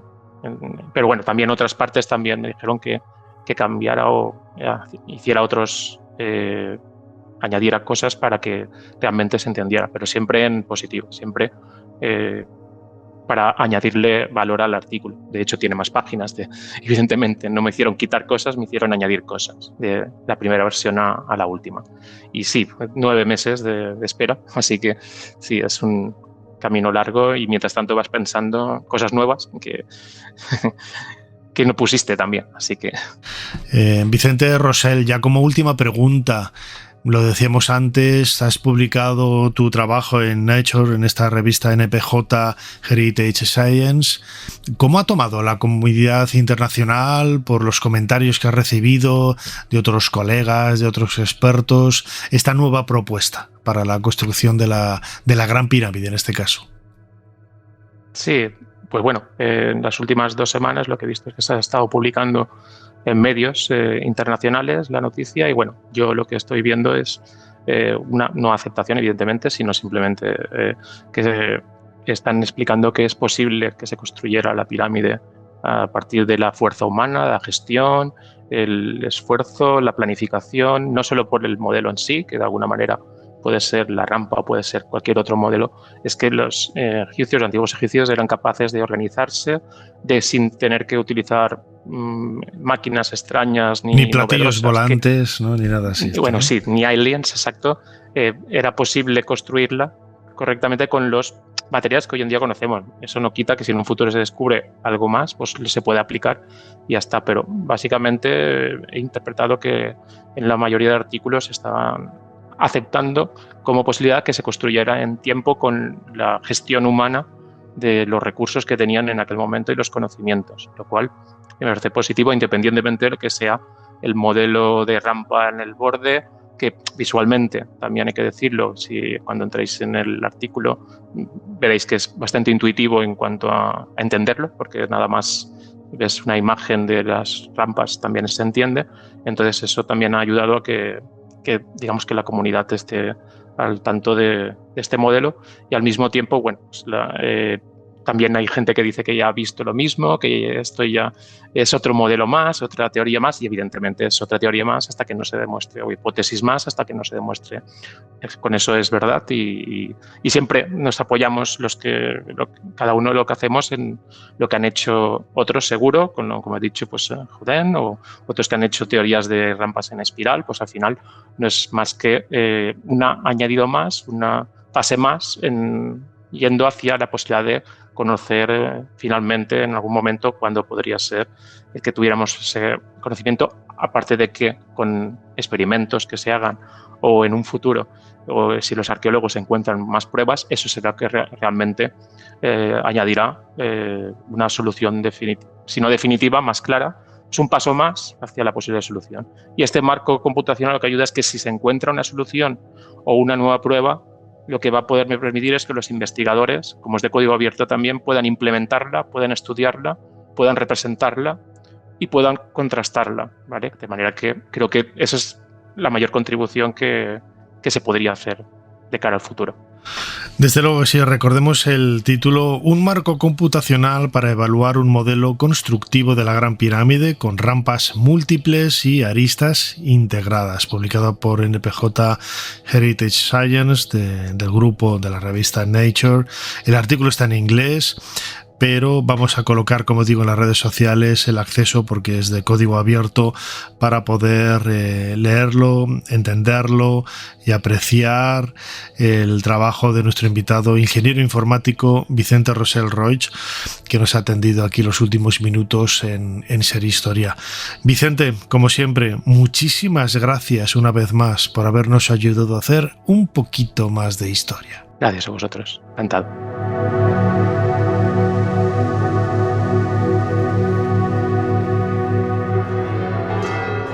No todo fueron victorias en aquella batalla contra los musulmanes. Muchos de nuestros hombres murieron. Yo tampoco salí indemne.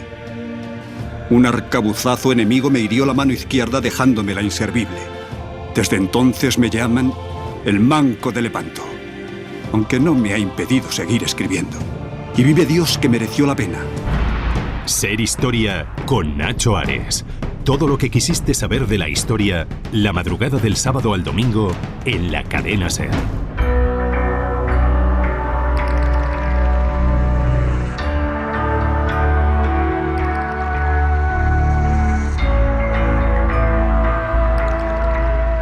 Continuamos en Ser Historia.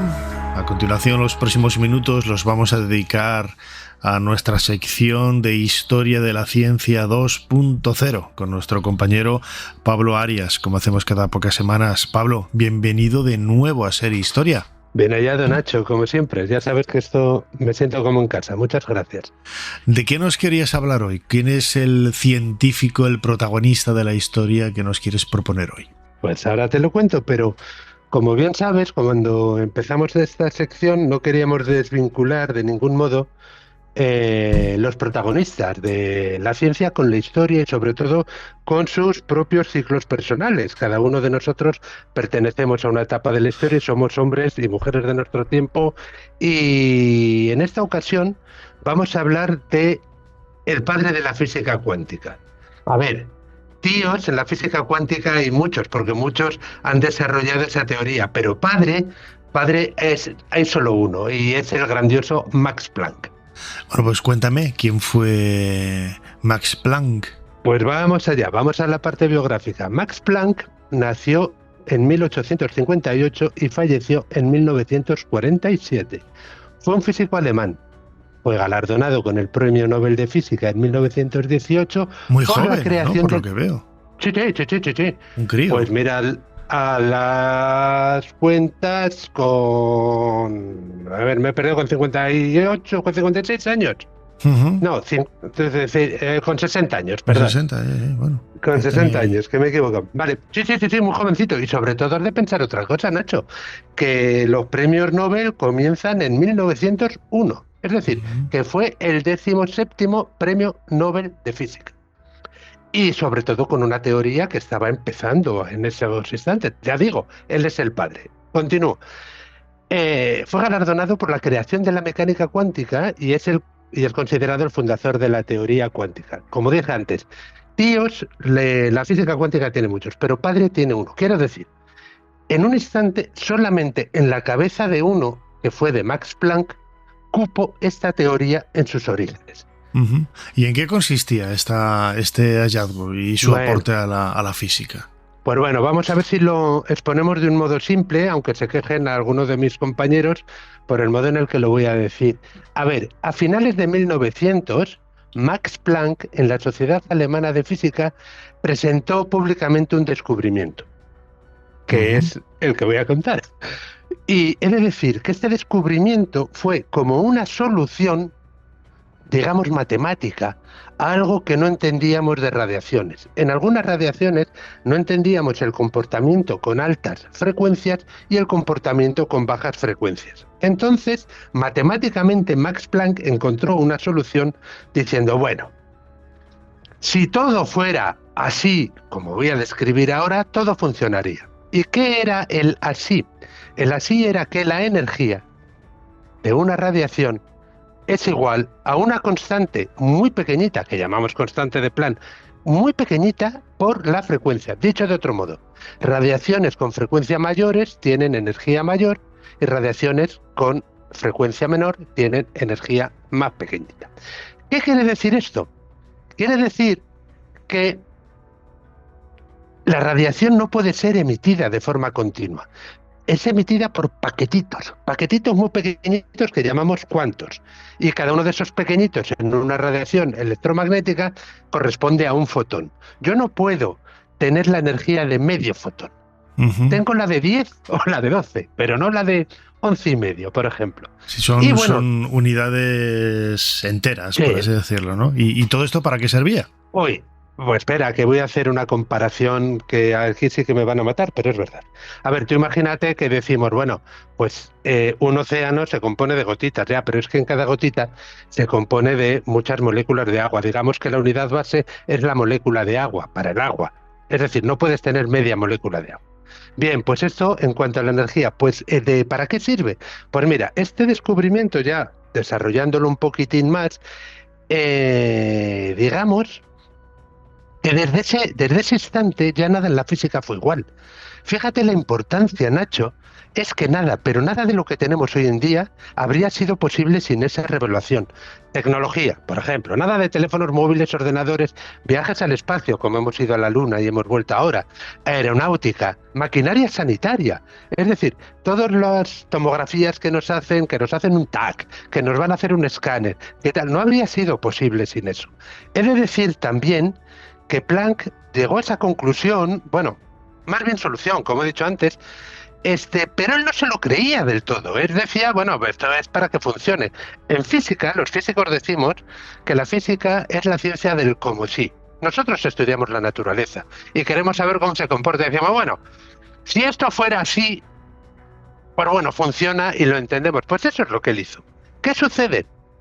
Que pese a que él no confiaba tanto en el descubrimiento, por ejemplo, Einstein, que lo vio rápidamente muy vivo, y dijo, bueno, vamos a ver, si la energía es la constante de Planck, que llamamos H minúscula, que no lo he dicho, por la frecuencia, entonces podemos obtener una explicación al efecto fotoeléctrico. Y, bingo, efectivamente, lo propuso en 1905, hablo de memoria, pero en 1921 Albert Einstein fue galardonado con el Premio Nobel de Física por la explicación al efecto fotoeléctrico.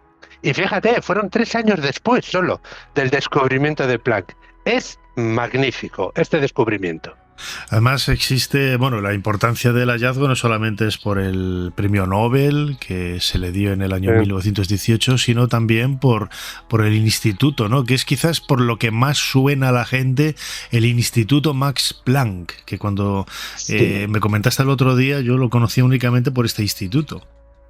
Sí, bueno, claro, a ver, los físicos sí que lo conocemos, la constante de Planck, aunque es muy pequeñita, que he dicho, muy pequeñita, es de gran importancia para la física, entonces los físicos sí que lo conocemos.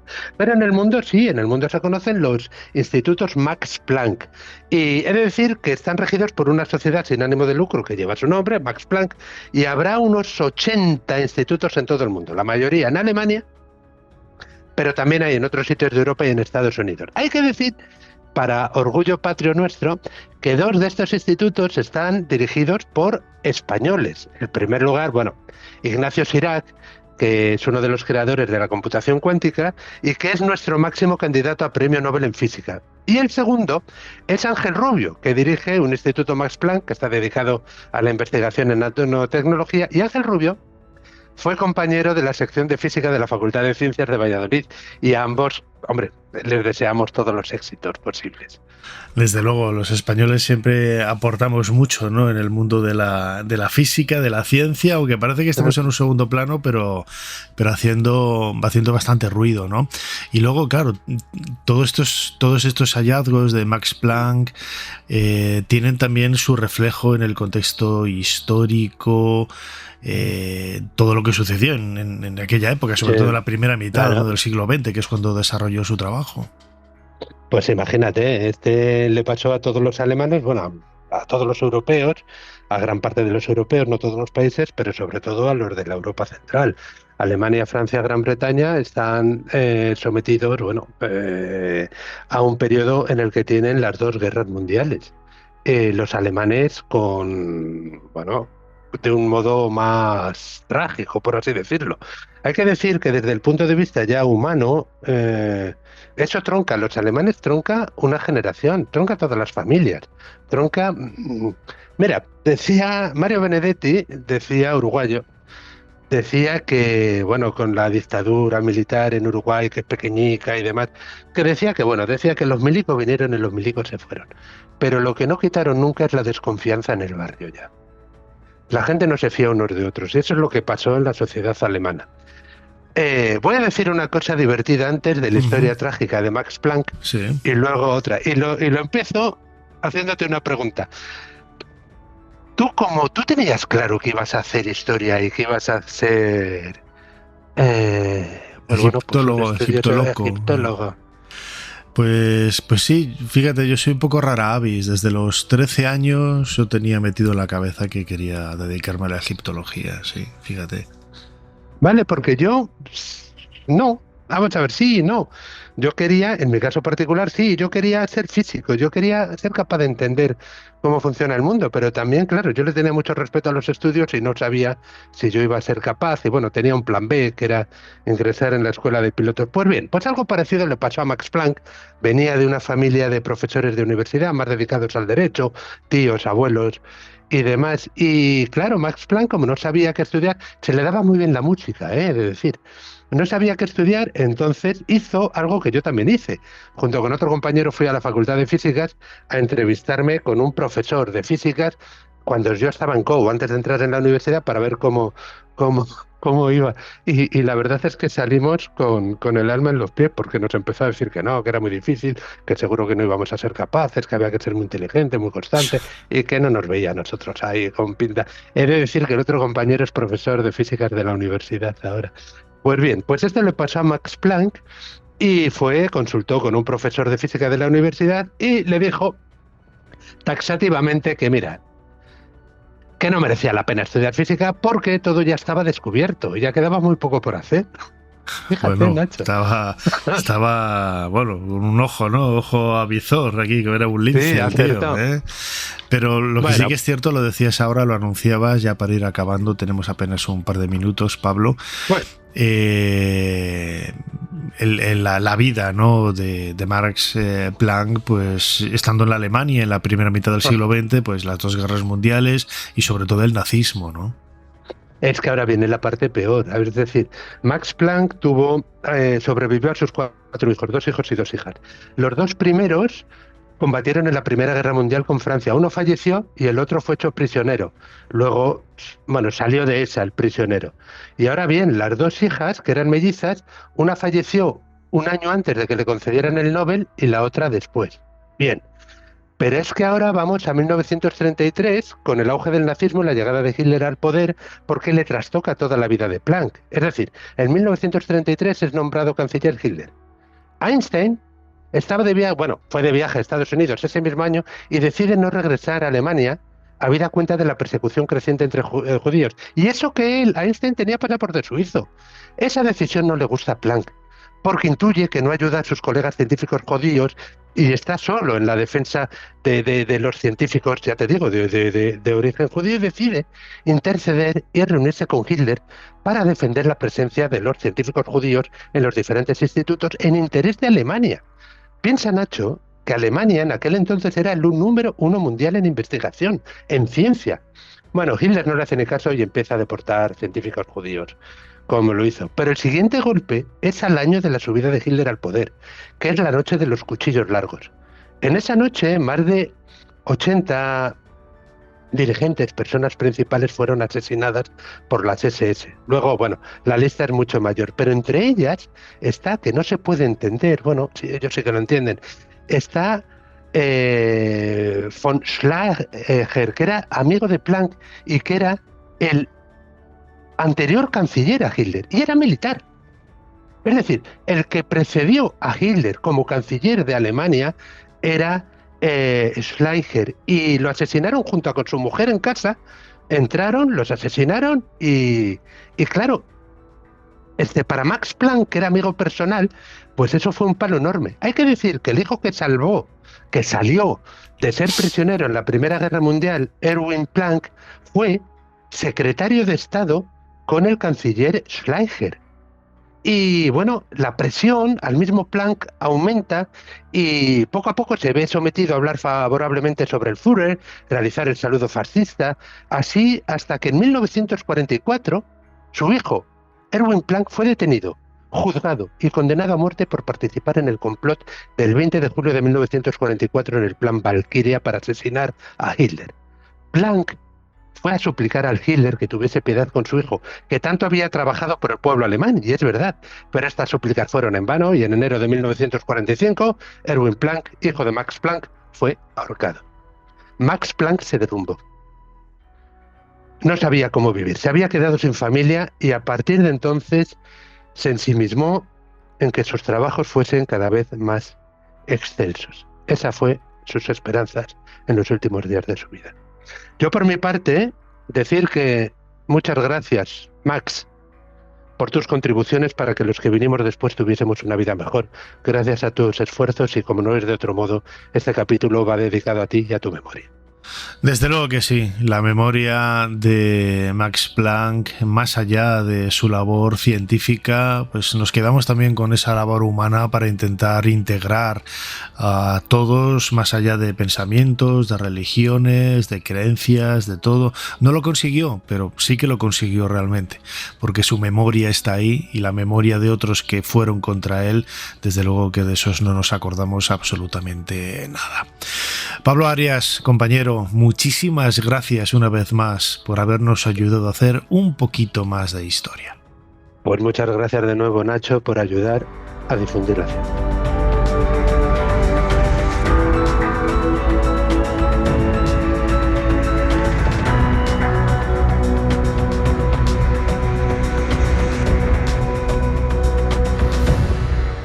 Aumentan los comentarios sobre vos, Ana. ¿No os causan preocupación? Al contrario, Majestad. No me siento en absoluto incordiada. Me agradan, aunque sean mentira. ¿Acaso os preocupan esas voces del populacho? Por la parte que a mí concierne, ciertamente no. Si no hablaran de mis amoríos con vos, lo harían de la esposa de cualquier otro secretario. Prefiero que hablen de mí. Así no se olvidan de quién soy. Ana de Mendoza, princesa de Éboli. Ser Historia con Nacho Ares. Todo lo que quisiste saber de la historia, la madrugada del sábado al domingo, en la cadena SER. Buenas tardes, caballeros. Esto no es una clase de dibujo, esto es un concurso de belleza. Breton me compró el cuadro grande de los espantapájaros, que era un cuadro de 2 metros, todo en claroscuros, que era como la controversia de las verbenas. Era un mundo patético que esta exposición, celebrada en París en el año 33, yo la titulaba Cloacas y Campanarios, atribuyéndome a la organización social y a la mafia santa de la Iglesia, no de las catedrales. Entonces, no soñábamos que Dalí iba a tener la trascendencia que tiene hoy ni Buñuel, ni tampoco Federico. Hasta Buñuel le decíamos, porque era el más tosco y muy hercúleo, le llamábamos el bruto de Buñuel. Que en ese momento creo que había 40.000 pintores en París. 40.000 que ya no existen, ¿no? Porque como en todas las épocas viene después pues el tiempo que lo va quemando todo y que va haciendo la síntesis de los valores fundamentales.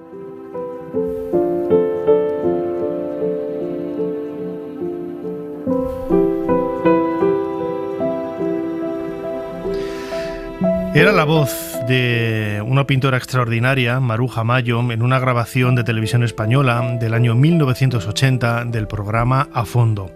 Su nombre real era Ana María Gómez González. Normal que con esos apellidos, quizás buscando un nombre artístico, prefiriera adquirir la etiqueta de Maruja Mayo, y con ella ha trascendido relativamente hace poco la figura de esta pintora extraordinaria de las vanguardias de la década de 1920, integrante con letras mayúsculas de la generación del 27. Yo recuerdo, el otro día lo comentábamos en el programa Hoy por Hoy Madrid con Marta González Novo y nuestra invitada, quien va a estar ahora con nosotros, que yo cuando estaba en el colegio, en el instituto, y estudiábamos la generación del 27, solamente estaban los grandes poetas, ¿no? Los grandes artistas, todo masculinos, ¿no? Todo hombres, ¿no? Y sin embargo había alguna mujer, más de una, como Maruja Mayo, que no consiguió trascender a pesar de la importancia, del impacto que tuvo en su momento. Hasta el próximo 17 de mayo podemos disfrutar en Manzanares, en la localidad de Ciudad Real, una exposición titulada Maruja Mayo e Ignacio Sánchez Mejías, ni más ni menos, en donde vamos a descubrir quizás uno de los lados más ocultos, más secretos de Maruja Mayo. Siempre la hemos relacionado con las grandes pinturas, pero también trabajó en otros ambientes culturales. Gloria Patón, bienvenida a Ser Historia. Encantada de hablar contigo, Nacho. Gloria Patón es la comisaria de esta exposición, Maruja Mayo e Ignacio Sánchez Mejías, ni más ni menos, que podemos ver en Manzanares, en Ciudad Real. Gloria, lo comentaba yo ahora, ¿no? Y lo comentábamos también hace unas semanas en esa sección del programa Hoy por Hoy Madrid. Maruja Mayo ha pasado de puntillas, ¿no? En esta entrevista, por ejemplo, del año 80, se hacía eco de su trabajo y del impacto cultural que tuvo, pues por todos los amigos que tenía, ¿no? Y que convivía con ellos como una más de esa generación del 27, pero realmente no estaba incluida con los grandes nombres, cuando desde luego que lo debía de merecer, ¿no? Sí, bueno, ha pasado con prácticamente todas las mujeres que forman parte de la generación del 27, nombres como Carmen Conde, Josefina de la Torre, María Zambrano, Ernestina Champurcín, muchísimas mujeres que quizás no las hemos conocido, no nos las han explicado. Por ejemplo, en los planes de estudio, en los institutos, a mí nunca me explicaban a las mujeres. Pero también es cierto que es que solo se centraban en los escritores, en los hombres y escritores, que también hubo otros personajes de la generación del 27 que trabajaban en otras disciplinas, como Luis Buñuel, que ha mencionado Maruja Mayo, o Salvador Dalí, que también forma parte, pero a Dalí lo hemos conocido muchísimo, pero casi como que no como integrante de la generación del 27. Llama la atención el hecho que decía ella ahora, ¿no? Que conviviendo con ellos en un ambiente quizás pues mucho más cotidiano, nadie era consciente en aquella época de la importancia y de la proyección internacional que iban a tener autores como Federico García Lorca o Salvador Dalí. Yo creo que ninguno de ellos, ni siquiera Maruja Mayo, eran conscientes de la importancia de esa generación, ¿no? No, porque también es que ahora, claro, para nosotros son los grandes nombres de la cultura española del siglo XX y 30, de los años 20 y 30, perdón. Pero, sin embargo, en ese momento hay que entender que eran gente joven, que eran estudiantes. Se conocieron muchos de ellos en la residencia de estudiantes, que organizaba además conferencias y un montón de actividades interesantísimas. Entonces, claro, ellos estaban empezando prácticamente todos ellos. Yo creo que por eso también esa libertad, esa juventud le daba, fue un momento también de explosión cultural.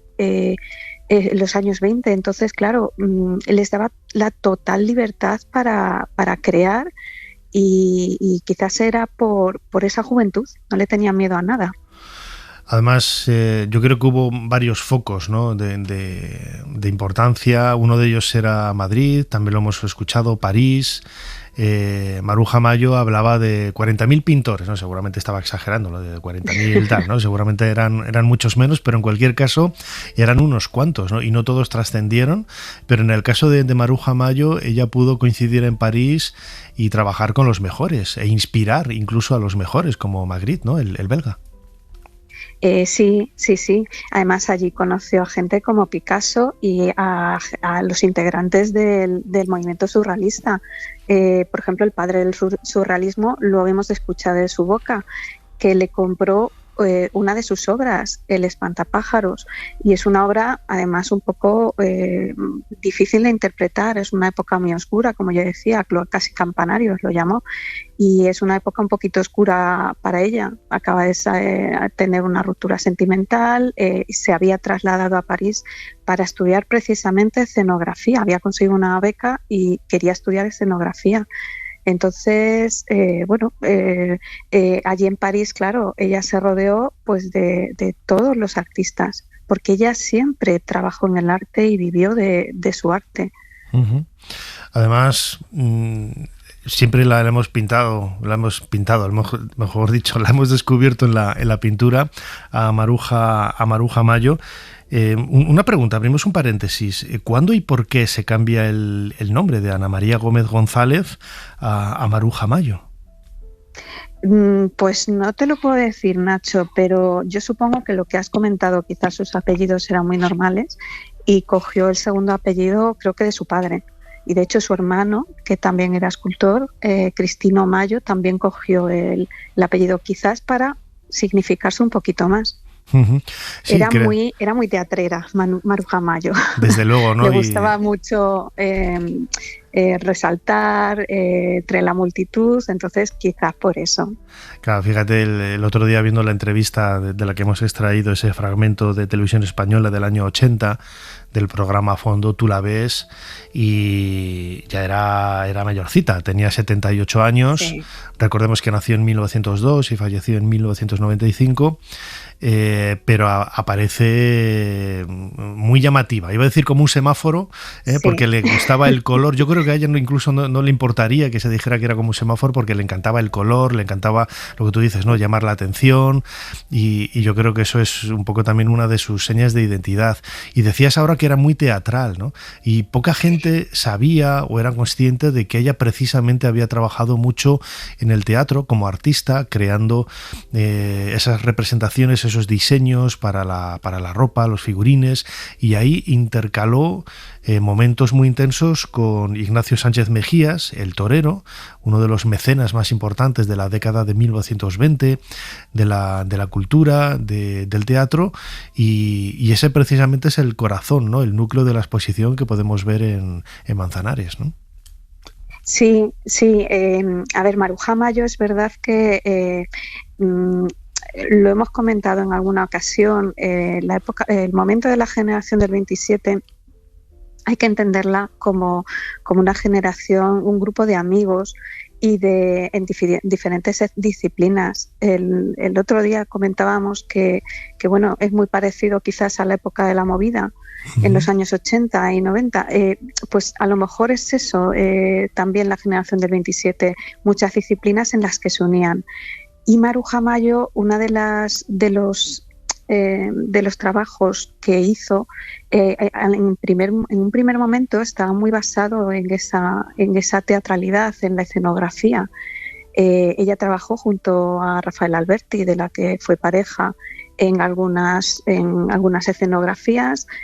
Luego también fue pareja de Miguel Hernández y también trabajó con Miguel Hernández en alguna cosa así. La única escenografía que se llevó a las tablas, al escenario, fue una de Alfonso Reyes en Argentina. Pero para entender la exposición que nosotros tenemos en Manzanares, primero hay que conocer un poquito la figura de Ignacio Sánchez Mejías. Fue un torero, pero es que Ignacio Sánchez Mejías fue una persona muy polifacética que hacía de todo. Y entre esas cosas que hizo, por la relación que tenía con muchos miembros de la generación lo llamado como generación del 27, pues probó suerte en el teatro y fue dramaturgo.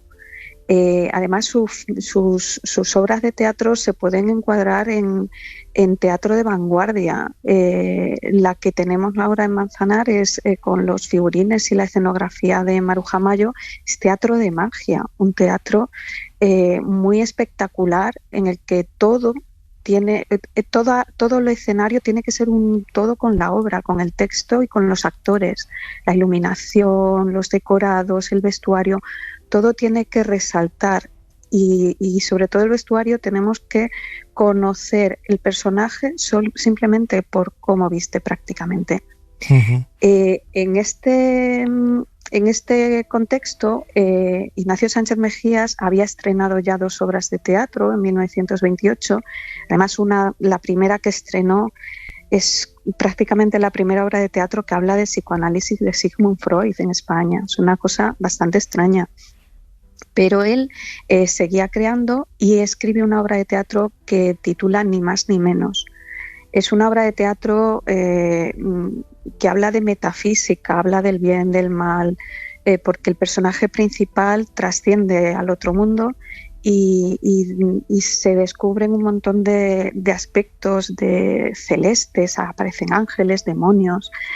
Y en ese él se ve que él anunció que iba a estrenarla. La prensa de la época menciona en 1930 que se va a estrenar esta obra de teatro de Sánchez Mejías, pero nunca se hizo. Quizás porque él revisó varias veces el texto. En los manuscritos que tenemos suyos pues nos hablan precisamente de esa reescritura. Y en 1931 tenemos una referencia en prensa, no hemos encontrado nada más, es algo muy extraño, pero hay una referencia en prensa, una entrevista que le hacen a Maruja Mayo, en la que menciona que está trabajando en su próxima exposición de París, o sea, estamos hablando del 31, la exposición es en el 33, y también que está trabajando en el próximo estreno de Ignacio Sánchez Mejías. Uh-huh. Esta obra, este trabajo, la única referencia que aparece es ese. Y lo bonito y lo especial que tiene también esta exposición es que es una exposición de una obra que no se sabía prácticamente que existía, salvo en esta referencia, y era una referencia, no se sabía que al final la familia Sánchez Mejías había conservado este trabajo, porque se lo encargaría Ignacio Sánchez Mejías a Maruja. Y ella fue la encargada, ¿no?, del diseño del vestuario, porque entendía precisamente esos figurines, ¿no?, que hacía, eran como esculturas de los personajes para involucrarlos con el escenario, lo que tú decías antes, que fuera un todo, ¿no?, y que la propia figura humana fuera una especie de escultura viva, ¿no? Sí, y también las escenografías, lo que es el decorado. Ella hizo 8 decorados para 8 escenas, 8 cuadros de la obra de teatro. En la exposición solo podemos ver uno, porque el resto están en periodo de restauración, han estado guardados mucho tiempo y no están en las mejores condiciones. Pero la escenografía que tenemos es una maravilla, porque es surrealismo puro de Maruja Mayo. Y los bocetos de vestuario, que tenemos 17 bocetos para los personajes de la obra de teatro, es que también nos muestran geometría, algo importantísimo en la obra de Maruja Mayo, la geometría, la arquitectura, la escultura prácticamente, y luego cómo en un dibujo de tinta y con poco color nos puede reflejar esta artista los tejidos, la fluidez de los tejidos e incluso casi los materiales, si son materiales más vastos para algunos personajes o son materiales más delicados para los personajes que aparecen de la alta aristocracia inglesa, por ejemplo. Uh-huh. Es muy curiosa. Es un personaje absolutamente vital, ¿no?, para conocer, para complementar la generación del 27 y todo lo que bullía desde el punto de vista cultural, desde el punto de vista artístico, que va más allá de la literatura, de la poesía, de lo que pudiera escribir Federico García Lorca y otros tantos en aquella época, que lo comentábamos ahora, ¿no? Gloria, eran tan jóvenes que yo creo que no eran conscientes de lo que estaban haciendo y con una forma de creación, de interpretación totalmente distinta y que marcó un antes y un después, ¿no? De ahí el recordatorio que ha habido y que precisamente con Maruja Mayo tiene este exponente tan importante que podemos ver en esta exposición, que en Manzanares, en Ciudad Real, hasta el próximo 17 de mayo. Maruja Mayo e Ignacio Sánchez Mejías, ni más ni menos. Gloria Patón, comisaria de esta exposición, como siempre, muchísimas gracias una vez más por habernos ayudado a hacer un poquito más de historia. Muchas gracias a ti.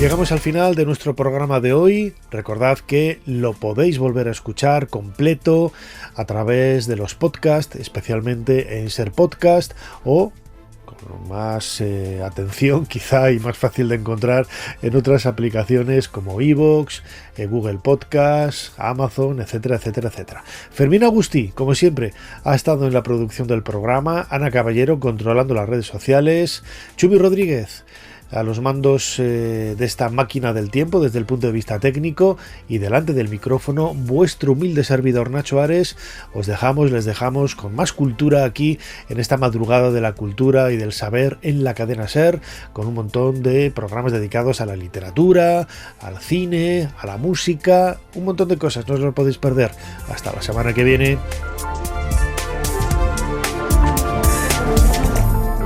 Para no perderte ningún episodio, síguenos en la aplicación o la web de la SER, Podium Podcast o tu plataforma de audio favorita.